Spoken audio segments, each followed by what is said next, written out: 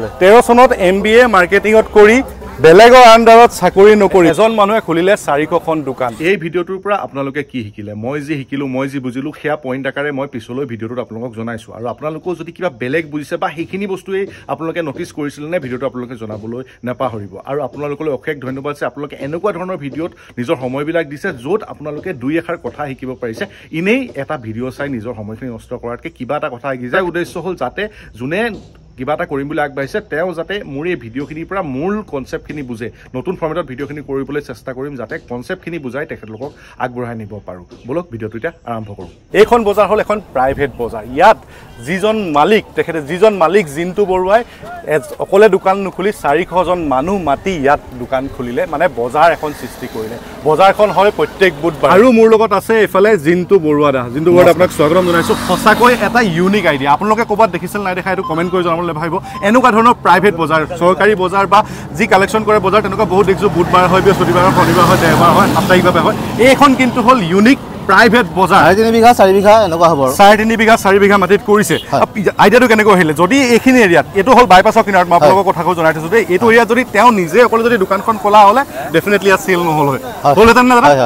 এতিয়া কিন্তু ইয়াত কিমান মানুহ বেপাৰী আহিছে আপোনাৰ ইয়াতে? মোটামুটি 350-400 বেপাৰী মানে ইয়াৰ নহয়, একেবাৰে নগাঁৱৰ বেপাৰী, সকলো মানে চব অঞ্চলৰ যিখন আমাৰ সপ্তাহিক বজাৰ যেনেকুৱা হয় তেনেকুৱাই বজাৰ এখন হৈছে ইয়াত। আৰু এতিয়াৰ নহয়, কেতিয়াৰ পৰা আৰম্ভ কৰিলে এখন বজাৰ? মই 2017 চনত আৰম্ভ কৰিলোঁ। 2017 চনত। আইডিয়াটো কেনেকৈ আহিলে? আইডিয়াটো অলপ ইউনিক কিবা এটা কৰাৰ চিন্তা আছিলে। লগতে নিজৰ লগতো আৰু 10জন সংস্থাপন কৰা এটা সপোন আছিলে। আপুনি কি পঢ়িছিলে? মই MBA কৰিছিলোঁ। MBA কিহত কৰিছিলে? মই মাৰ্কেটিঙতে কৰিছিলোঁ। তেতিয়াহ'লে মই ক'বলগীয়া উত্তৰ গোটেইখিনি এই দুটা শব্দত, MBA মই মাৰ্কেটিঙত কৰিছিলোঁ, এই শব্দকেইটাতে গোটেই বস্তুখিনি আপোনালোকে প্ৰতিফল পালে চাগে। কাৰণ তেওঁ মাৰ্কেটিঙত MBA কিমান চনত কৰিছিলে আপুনি MBA? মই 13 চনত মই কমপ্লিট হৈছিলে। 13 চনত MBA মাৰ্কেটিঙত কৰি বেলেগৰ আন্ডাৰত চাকৰি নকৰি তাই কৈছিলে নেকি ক'ৰবাত? নাই, মই চাকৰি কৰিছিলোঁ। মই বাগানত আছিলোঁ, বাগানত এছিষ্টেণ্ট মেনেজাৰ। মানে MBA কৰাৰ পিছত সেই চিন্তা মনলৈ নাৰাখি যে মই ইয়াৰ আন্ডাৰত কৰিছিলে, কৰি চাই তিতা মিঠা, তাত কিবা তিতা অভিজ্ঞতা পালে চাগে? কি পালে তিতা? নাই, মানে নিজৰ মতে কাম লাভ নহয়, নিজৰ চিন্তাটো বেলেগক দিবলগীয়া হয়। একজেক্ট। যিহেতু ইনকমৰ কথা বহুতে জানিব বিচাৰে, মই ইনকমৰ কথা নুসুধো। দাদা, আপোনাৰ প্ৰথম বজাৰখন দি কিমান টকা আৰ্ণ হৈছিলে সেইটোৱে জানিব বিচাৰিম। নাই, প্ৰথম দিনা মই বজাৰ দিছিলোঁ, সেইদিনা মোৰ যথেষ্ট বেপাৰী হৈছিলে, পথাৰত নধৰা হৈ গৈছিলে। কিন্তু সেইদিনা মই তেওঁলোকক জাষ্ট তেওঁলোকৰ পৰা বহনিহে লৈছিলোঁ। মানে কেনেকুৱা লৈছিল? 10 টকা 20 টকা দিয়ে তেনেকৈ মই বহনি কিমান উঠিছিলে সেইটো জানিব বিচাৰিম। প্ৰথম বস্তুটো সদায় ইউনিক হয় ন? সেইটো হৈছিলে মোৰ 10,000ৰ ওপৰত গৈছিলে সেইদিনা। প্ৰথম দিনাই মানে 10,000 টকা। সেইটো পইচা কথালৈ অহা নাই দেই দাদা। মই জাষ্ট আপোনাৰ মেমৰি এটা ৰাখি থলো, যাতে এই ভিডিঅ'টো আপুনি যদি পিছত বুঢ়া হ'লেও বয়স হ'লেও চাইগে, এই বস্তুটো আপোনাৰ মনত ৰাখিব যে সেইটো ভিডিঅ'ত মই কৈছিলোঁ যে 10,000 টকা হৈছিলে। 10,000 টকা চব প্ৰথমবাৰতে তেওঁ ব্যৱসায়ত 10,000 টকা পাইছিলে। আৰু সেয়া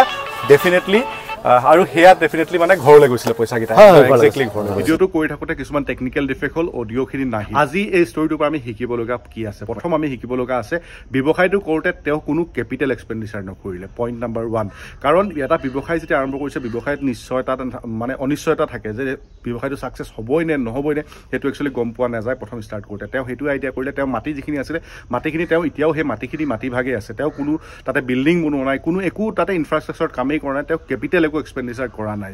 সেইটো এটা আমি কিন্তু শিকিবলগীয়া কথা। প্ৰথম অৱস্থাত আমি ব্যৱসায় এটা কৰিবলৈ হ'লে কোনো ধৰণৰ কেপিটেল এক্সপেণ্ডিচাৰ কৰিব নালাগে। ৰানিং কৰিবলৈ যিটো পইচা লাগে সেইটো পইচাই কৰিব লাগিব। আচল কথা আজিৰ পৰা শিকিবলগীয়া পইণ্ট হ'ল কেপিটেল এক্সপেণ্ডিচাৰ ব্যৱসায়ত আপোনালোকে প্ৰথমতে নকৰিব, যিমান পাৰি সম্ভৱ নকৰিব। আৰু দ্বিতীয় পইণ্টটো হ'ল আপোনাৰ ব্যৱসায়টো এটা ইউনিক হ'ব লাগিব আৰু কম্পিটিশ্যন লেভেলটো বহুত কম হ'ব লাগে ব্যৱসায়ত। তেখেতৰ লগত কোনো কম্পিটিশ্যনে নাই এই মাৰ্কেটত। ধৰি লওক তেওঁ যেতিয়া বুধবাৰ এখন বজাৰ খুলিছে, বুধবাৰ বজাৰৰ লগত তেওঁ ইমান ডাঙৰকৈ কোনোবা এটা ছেটআপ কৰি কোনোবা এটা ইমান ডাঙৰকৈ আৰম্ভ কৰিবলৈ হ'লে আৰু বহুত প্লেনিং কৰিব লাগিব। আৰু এতিয়া তেওঁ সেই কামটো কৰিবলৈ তেওঁৰ লগত কোনো ওচৰে পাজৰে কিন্তু কম্পিটিশ্যন নাই। বৰঞ্চ তেওঁ এনেকুৱা হৈছে এটা মনোপলিহে হৈছে এইখিনি জেগাত। কাৰণ তেওঁ এতিয়া কৰিছে ডেইলি মাৰ্কেটলৈ কনভাৰ্ট কৰিব, হ'লচেল মাৰ্কেটখন তালৈ হৈছে। সেই বিষয়ে মই পইণ্ট এটা ৰাখিছোঁ। আচল কথা হ'ল এই ব্যৱসায়টো এটা ইউনিক ব্যৱসায় হ'ব লাগিব, যিটো পটককৈ কোনো মানুহে ষ্টাৰ্ট কৰিব নোৱাৰে, মানে কোনো কম্পিটিটৰ যাতে নাহে। তেখেতৰ পৰা শিকিবলগীয়া তৃতীয় পইণ্টটো হ'ল যে প্ৰথম যদি আপুনি নিজৰ স্কিলখিনি ডেভেলপ কৰে, আপুনি যদি পঢ়িলে, যদি আপুনি বহুত ধুনীয়াকৈ আপুনি যদি নিজৰ ছেটআপটো কৰে, নিজৰ প্লেনিং প্ৰপাৰ পেপাৰ নিজৰ পঢ়া শুনা যদি আপোনালোকে সেইটো ক্ষেত্ৰত কৰে বা আপুনি যদি ষ্টাডি কৰে সেই বস্তুটোৰ ওপৰত বা আপুনি ভিডিঅ' চাই হওক মোৰ ভিডিঅ'বিলাক চাই বা বেলেগৰ ভিডিঅ'বিলাক চাই আপোনালোকে যদি গোটেই কনচেপ্টটো ভালকৈ বুজি পায় স্কিলটো যদি ডেভেলপ কৰিলে আপোনাক কেতিয়াও কিন্তু আপুনি এই ক্ষেত্ৰত পিছফালে ঘূৰি যাবলগীয়া নহয় কাৰণ তেওঁ যেতিয়া MBA মাৰ্কেটিং কৰি তেওঁ মাৰ্কেটিঙৰ নলেজটো খুব ভালকৈ আনিলে তাৰপিছত তেওঁ এইখিনি কামলৈ আগবাঢ়িলে য'ত তেওঁৰ এতিয়া আৰু তেওঁৰ ঘূৰি চাবলগীয়া হোৱা নাই চ' মেইন আৰু এটা পইণ্ট হ'ল তৃতীয় পইণ্টটো হ'ল আপুনি এই যিটো কৰিম বুলি ভাবিছে তাৰ বিষয়ে স্কিলখিনি ল'ব লাগিব সেই বিষয়ে আপুনি ভালকৈ পঢ়া শুনা চাৰাউণ্ডিংছত কি চলি আছে সেই বস্তুটো আপুনি চাই লৈ আগবাঢ়িব লাগিব সেইটোৰ পৰা আমি শিকিবলগীয়া 4 নম্বৰ কথাটো হ'ল তেওঁ কমিউনিটি মোবিলাইজ কৰিলে তেওঁ যদি অকলে এই কামটো কৰি থাকিলে হয় ডেফিনেটলি তাত ইমান এটা ছাকচেছ হ'ব নোৱাৰিলে হয় এতিয়া যেতিয়া 400 মানুহ আহিলে 400 মানুহ হোৱাৰ লগে লগে মানুহৰ যেতিয়া এটা গেডাৰিং হ'ল বজাৰ যেতিয়া এখন সৃষ্টি হ'ল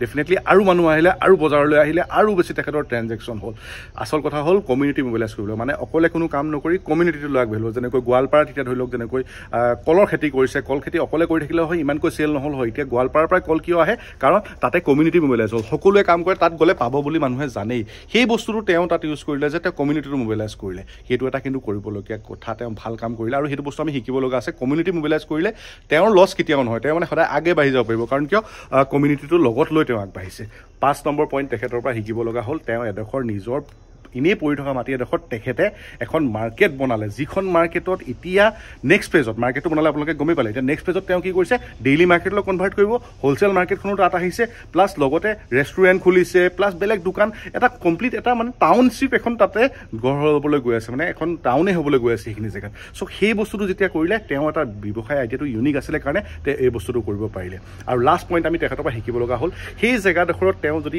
নিজে ব্যৱসায় কৰিলে হয় কিমান টকা আৰ্ণ কৰিলে হয় এতিয়া সেই ব্যৱসায় কৰা জেগাডোখৰত তেখেতৰ আৰ্নিংছৰ কথা নকওঁ এটা বাৰত মানে এবাৰত তেখেতৰ এক কোনোবা এটা বজাৰৰ বাৰত মানে ধৰি লওক বিহু বজাৰ হওক এনেকুৱা বজাৰত কোটি টকাৰ ওপৰলৈকে তাত তেওঁ ট্ৰেনজেকশ্যন কৰিব পৰা হ'ল যিডোখৰত যদি নিজে কৰি থাকিলে হয় সেই বস্তুটো ইমান এটা ডাঙৰ কৰি নোৱাৰিলেহেঁতেন এতিয়া সেইডোখৰৰ লগত ৰিলেট কৰি তেখেতে নিজৰো ব্যৱসায় কিছুমান আৰম্ভ কৰিছে কিনাৰতে ককায়েকে দোকান এখন খুলিলে ডাঙৰ গাড়ী ডিলাৰ এটা খুলিছে গাড়ী মানে গেৰেজ এটা খুলিছে তাৰপিছত তেওঁ এতিয়া নতুনকৈ আৰু প্লেনিং কৰি আছে বেলেগ কৰিবলৈ নিজৰ জেগাডোখৰ এনেকুৱা নহয় যে আপুনি জেগাডোখৰ কোনো কনষ্টেণ্ট নহয় এই বস্তুটো শিকিবলগীয়া এটা কথা হ'ল আপোনাৰ যিডোখৰ জেগাত আপুনি আছে যিডোখৰ জেগাত আপোনাৰ নিজৰ মাটি আছে সেইডোখৰ কেতিয়াও কিন্তু জেগাডোখৰ আপোনাৰ কাৰণে কনষ্টেণ্ট হ'ব নোৱাৰে মানে কেতিয়াও জেগাডোখৰ আপোনাৰ কাৰণে বাধা হ'ব নোৱাৰে তেওঁ সেইটো প্ৰমাণ কৰি দেখালে সেই বস্তুটো কিন্তু আমি শিকিব লগা আছে তেওঁ নিজৰ যদি আইডিয়া থাকে নিজৰ যদি ষ্টাডি কৰা থাকে নিজৰ যদি আপুনি মাৰ্কেটৰ ওপৰত নলেজটো জানে আপুনি ডেফিনেটলি এইখিনি কাম কৰিব পাৰিব আৰু ভিডিঅ'টোৰ পৰা আমি শিকিবলগীয়া আৰু কিবা বহুতখিনি কথা আছে আপোনালোকে যদি কিবা ভাবিছে যে আৰু কি শিকিলে ডেফিনেটলি কমেণ্ট আকাৰে জনাবলৈ নাপাহৰিব আৰু ভিডিঅ'টোত আপোনালোকে